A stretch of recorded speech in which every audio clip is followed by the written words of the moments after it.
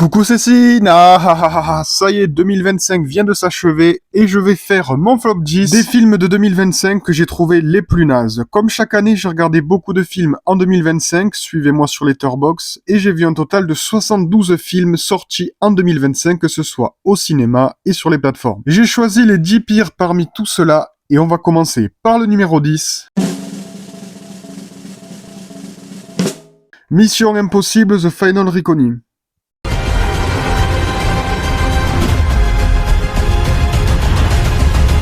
De base, j'aime pas spécialement les Missions Impossibles, on va dire qu'à part le 2, le 6 et le 7, je suis pas spécialement fan, mais celui-là c'était de l'abus. La saga qui a toujours été grandiose, elle se caricature petit à petit, un peu comme les Fast and Furious, donc je serais même pas étonné si un jour il y a un crossover entre les deux. Ça n'arrivera pas, mais c'est juste pour imager. L'histoire n'est pas des plus captivantes, c'est inutilement long, ça se répète, et au final on subit la séance, à voir du coup si ça sera le dernier. Numéro 4.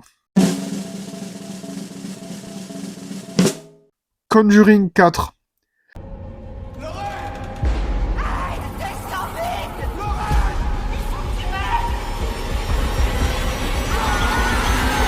J'avais déjà trouvé le 3 assez moyen, mais là pour moi on est sur le pire de la saga. J'ai à nouveau subi ma séance, et s'ennuyer au cinéma c'est un truc que je déteste, parce que partir d'une salle de cinéma c'est regrettable, je l'ai déjà fait il y a quelques années, mais c'est pas quelque chose que j'ai envie de refaire, sauf si vraiment le film me donne envie de pleurer, ou tout simplement de mettre fin à mes jours. Mais là en fait Conjuring 4 c'était du blabla. En plus, le film dure 2h15 à peu près. C'est le plus long de la saga, donc il y a ça qui jouait. Bref, je suis déçu par cette fin de saga, mais peut-être que si je le revois, je le réévaluerai à la hausse, parce que cette fois-ci, du coup, je saurai à quoi m'attendre, mais pour l'instant, j'en ai pas vraiment envie. Numéro 8.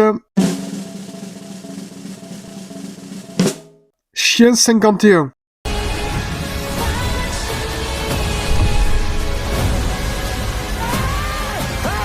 Alors là, pour le coup, j'ai été assez déçu parce que les bandes annonces donnaient envie, mais au-delà du casting, sur le global, c'était naze. C'est un thriller de SF français qui essaie tant bien que mal de nous tenir en haleine du début à la fin avec un pseudo-complot gouvernemental. Tout ça pour à la fin, attention, je vais spoiler parce que c'est tellement bidon que je pense que je peux le spoiler. On nous fait à nouveau le coup de « Oh là là, la méchante intelligence artificielle » et voilà, bref, un film ultra cliché que j'ai pas aimé et que je suis pas prêt de revoir. Numéro 7.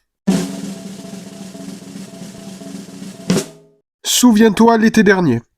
Vous ne pouvez ni fuir, ni vous cacher. Arrêtez-le, avant qu'il vous tue. Alors là, cataclysme à l'intérieur de ma personne. Vraiment. J'ai découvert les slashers avec Souviens-toi l'été dernier il y a quelques années, et quand j'ai vu qu'il allait y avoir un reboot en série sur Prime Video, je me suis dit « Ah, génial !» Et en fait, quand j'ai vu que c'était une abomination terrible, j'étais dégoûté, surtout que je me suis infligé les 8 épisodes. Donc ça fait quasiment 8 heures. Une journée de taf absolument infernale, et la patatras, un requel montre le bout de son nez. J'étais tellement content avant d'aller au cinéma pour voir ce film, vu que je suis fan de la saga originale, et qu'en plus de ça, on retrouve Jennifer Love Hewitt et Freddie Prinze Jr. au cinéma, alors qu'on les a pas vus depuis longtemps. Et en fait, j'ai trouvé ça... Alors, je vais pas dire mauvais, parce qu'en termes de slasher, ça passe, mais en termes d'opus Souviens-toi l'été dernier, c'est naze. Si on prend les slashers comme ayant 4 licences principales, à savoir Halloween, Scream, Souviens-toi l'été dernier, Massacre à la tronçonneuse. Le Massacre à la tronçonneuse de 2022 a échoué là où le Halloween de 2018 a réussi, et le Souviens-toi l'été dernier de 2025 a échoué là où Scream 2022 a réussi. Des personnages pas très attachants, et ceux qui cassent le film, ceux qui le pulvérisent, ceux qui l'atomisent, ceux qui le réduisent à néant. Je vais spoiler la fin. Alors attention, 3, 2, 1, c'est le fait que Ray soit devenu le tueur. Alors ça, pour le coup, je l'avais pas vu venir, et je suis pas content que ça soit arrivé. En fait, ils ont fait avec Souviens-toi l'été dernier ce qu'ils voulaient potentiellement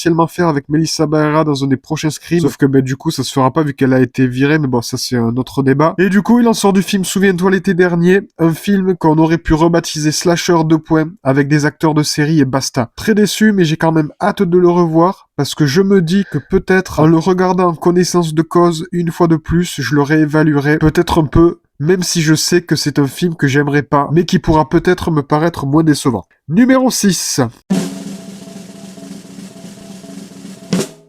La guerre des mondes.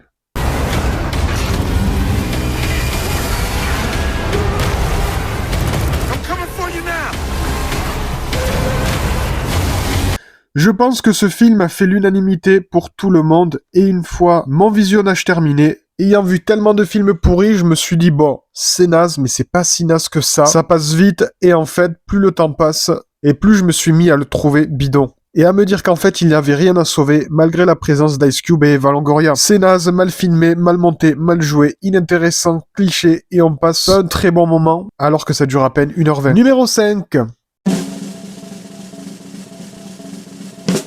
Projet à la Room.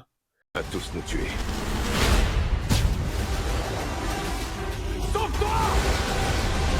Je pense que je suis une des seules personnes à avoir regardé Projet à la Room, mais j'aime trop les DTV d'action, j'aime trop Sly et Scott Eastwood. C'est ce qu'il se fait de plus naze et oubliable en termes de production de ce genre, des flashs en CGI qui sortent des armes, du boom boom, un scénario vide et un pseudo en jeu qui n'en est pas un grand acteur au second voire troisième plan, du déjà vu et en plus de ça c'est mal réalisé. C'est sorti directement sur ma plateforme préférée Prime Video, et le plus idiot avec ça, c'est que j'ai détesté ce film, mais j'en redemande encore ses productions, parce que j'aime trop, et parfois il y a des petites pépites, mais malheureusement, cette fois-ci, c'était pourri. Numéro 4. Le jardinier.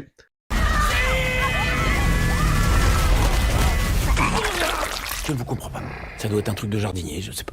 On se rapproche du top 3 avec un film qui est sorti en janvier 2025 et que de suite après mon visionnage, j'ai considéré comme un des pires films de l'année. Presque filmé entièrement en studio avec des fonds verts visibles, un casting qui au premier abord s'apparente à une mauvaise blague, pour une espèce de film d'action comique, ridicule, mal fichu de A à Z, avec un casting en roue libre, des blagues pas drôles, c'est lourd, même pas un petit peu fun, j'ai pas passé un bon moment du tout, et c'est dommage car voir des gens comme Jean-Claude Van Damme ou Michael Youn là-dedans que j'adore, me donnait bien envie mais au final j'ai été déçu. Numéro 3.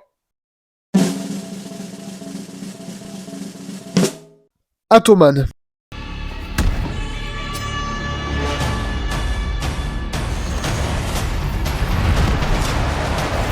Atoman, ça fait partie de ces ovnis du cinéma dont on comprend pas vraiment l'existence, à mi-chemin entre du Asylum et du Jagged Edge. On se dit, oh, un film de super-héros avec l'artiste, et dire ce qui va pas, ça serait se répéter infiniment, mais le film est un gigantesque navet, il y a rien à sauver là-dedans. Je le considère même pas comme un nanar, car je le trouve juste nul, même pas un peu fun. Mais pour la culture, se l'infliger, c'est vraiment une sacrée épreuve, qu'on peut être fier d'avoir surmonté. Numéro 2. Five Nights at Freddy's 2.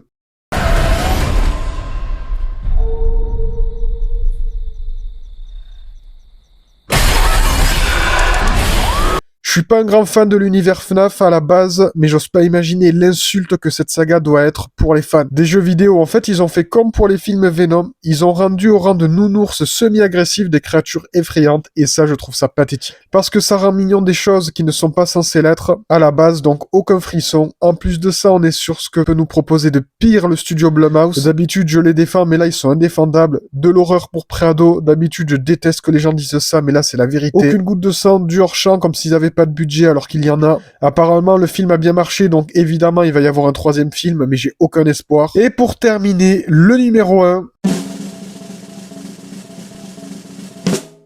Minecraft. Ce monde n'a aucun sens. Je te le fais pas dire.